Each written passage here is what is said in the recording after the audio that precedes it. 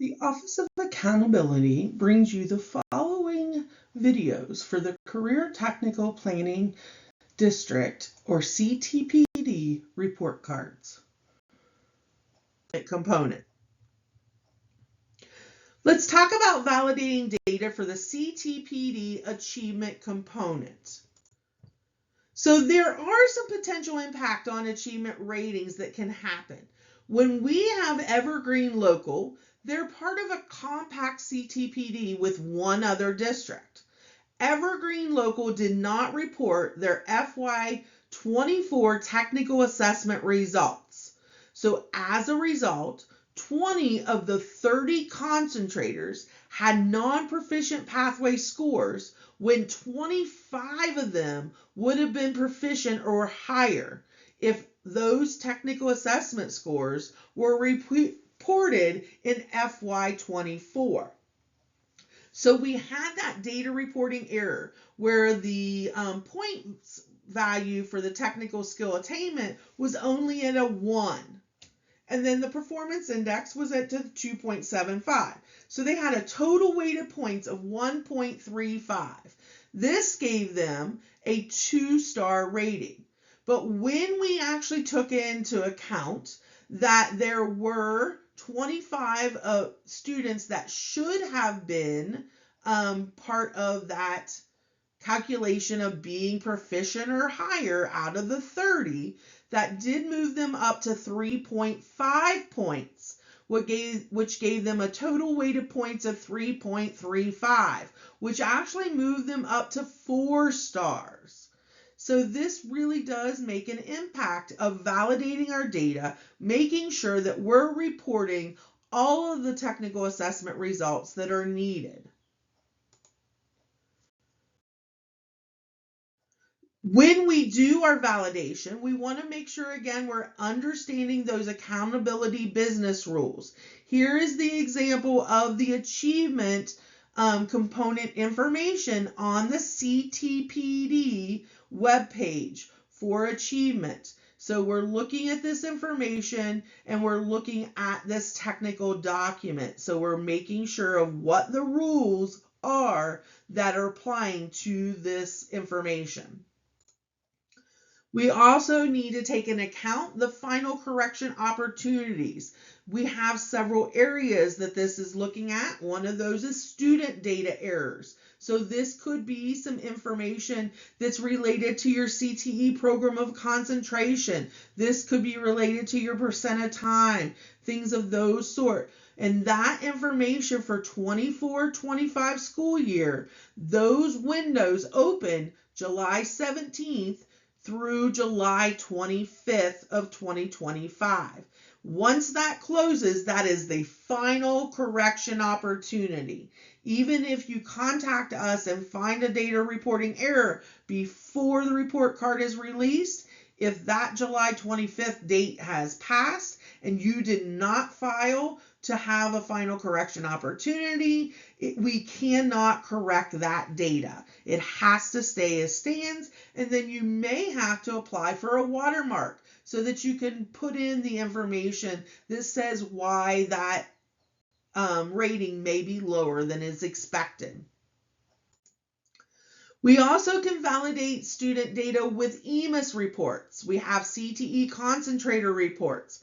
We have CTE concentrator course reports. And we as well have the CTE FTE reports, which tells you if that student is funded. In order to look and verify all of your data for the CTE concentrators, it's looking at all of these 3 different reports. We do also have a final correction opportunity for assessment data. For those students and the academics, we have the spring state assessment grades 3 through 8 that also opens on the 17th and closes on the 25th of July in 2025. We have for the career technical assessment collection a window from August 7th to August 15th of 2025. Here is the next set of assessments that could be reported. We have those other accountability assessments, and that's August 11th through August 15th. The alternate assessments, which is August 7th through August 15th. And the spring end of course assessments is from July 17th to July 25th. You hear there are different windows, and knowing when those windows are and when that window closes will help you to be able to fix any kind of assessment data when you're validating and doing your validations. So the first thing we want to do too, and when we're validating our assessment data, is utilize those EMIS reports. We have assessment missing reports, which are a level 1. This helps you with looking at those students that are untested, seeing is there any assessments that were missing that weren't reported. And then we have the CTE Technical Assessment Summary Report, which is our CTAC 001. This is looking at that technical skill attainment and determining if a student is proficient on that pathway. But as you can see on the left hand of the screen, there are many different assessment windows, and that accounts for the different final correction opportunity windows as well. When we are validating the data with the Secure Data Center, here are some of the reports that can be used. We have that achievement component rating, which is in our CTPD local report card tiles. And then we have student level reports. One thing to really make sure that you're looking at is in these pathways, this breadcrumb trail, this is all pointing to career and technical education.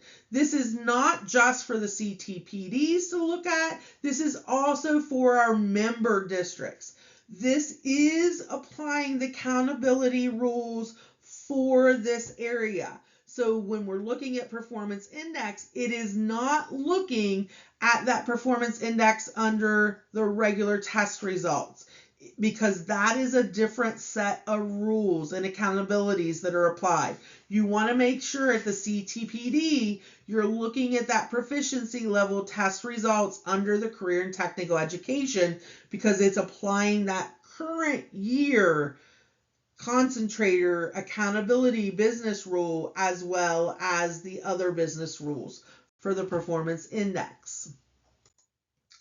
When we're in the Secure Data Center, we need to remember that you have to have that user has to have the role assigned to them for Secure Data Center, standard level access, or the Secure Data Center student level access. Either of those roles will grant you access to student level data.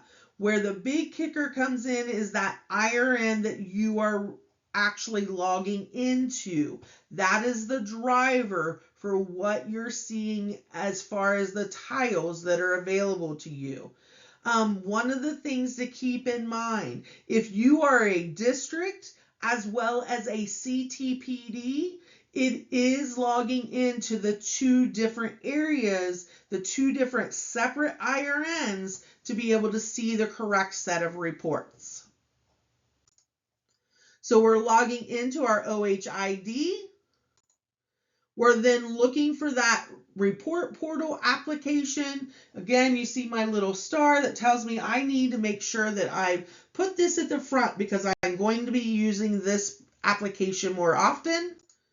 Then we're going to our Secure Data Center tile, and then the Career and Technical Education tile. Again, if you're CTPD and you're not seeing this information, or you're not seeing the CTPD level information, be sure to check what IRN you logged into.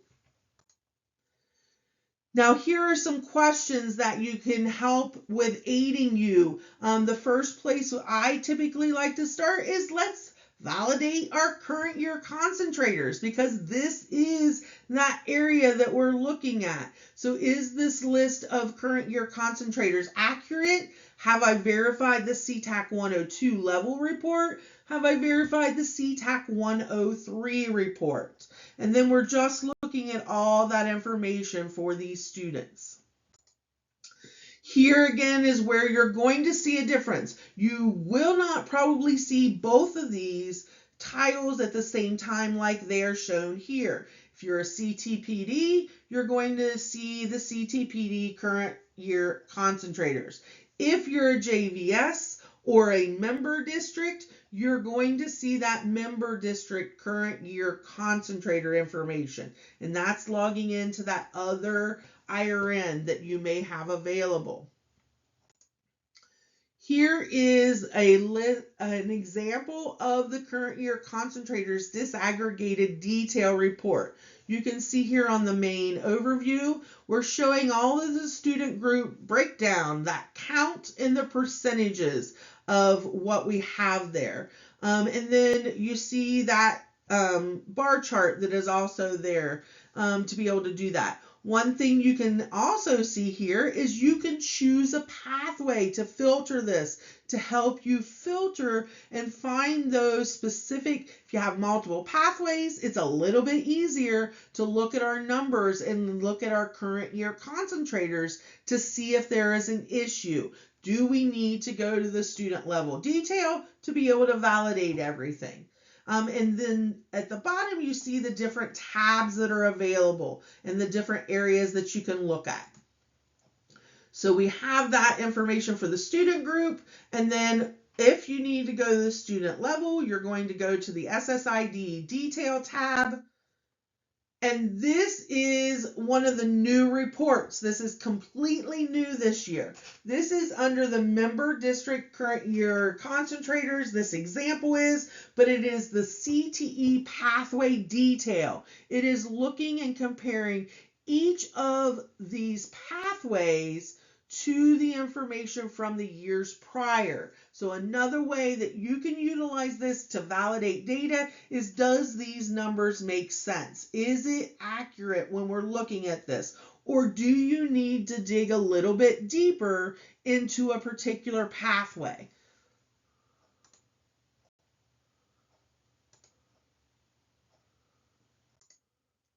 Here is the current year concentrators SSID detail. It's giving you that information of what pathway, their gender, their race, ethnicity, and all of that student group information that you can validate as well. When we're looking at validating data for the technical skill attainment measure, you can see some of these questions that I've listed. This is not meant to be an all-inclusive list. It is just a starting point to get your mind into thinking, what do I need to validate when I'm looking at this information? Here is the example of the technical skill attainment tiles. And then here's that technical skill attainment participation rate information, that demographic overview. When we're looking at your participation, this is the one where you could have your demotion. Is this below 90%? Is this below 80%? We're looking at all students. If it is below one of those two percentages, you will have a demotion for this rating for this measure and for the component calculation. Here is the pathway detail for participation. Again, this is a new report that you can choose a pathway to look at your data and look at your information. This is our technical skill attainment passage area. So here is that passage rate, the proficient or higher calculation of numbers, and then that tested count. These are all the students that tested. Here is the pathway detail for passage. Again, this is a new report. We can verify this information by pathway. Our technical skill attainment SSID detail. Here's where we can, again, we want to look at that current year concentrator. Is there a 1? And is that student proficient? And that would have that 1 to show their proficiency if they're proficient or higher. And then it also gives you a lot of that student group information as well. Here are some questions that you can utilize to validate your performance index measure. The CTPD proficiency level test results. This is only available at the CTPD level. Member districts currently do not have this available. We are working on that as a future enhancement. Here is an example of the CTPD proficiency level overview. So one of the things, this is looking at it in the same way that we validate traditional performance index. Is the proficiency levels all being displayed? And also just a reminder that these totals will not match CRS reports because we have applied accountability rules, meaning we have applied the current year concentrators, but there also are different accountability rules for this, that those current year concentrators, we may be using an assessment from a prior year, from a current year, or a retake.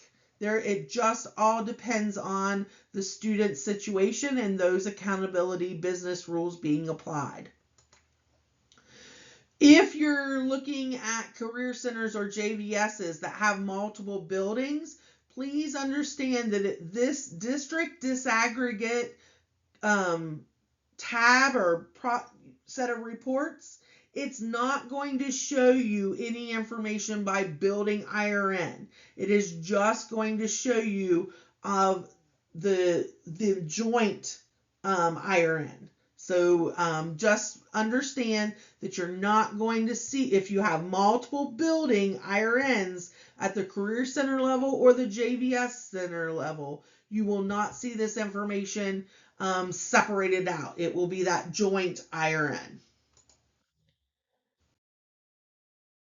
Another new report is our pathway detail for the proficiency level. Here you're going to be able to filter by pathway and see the different proficiency levels for those students and how they were doing with their academics per pathway.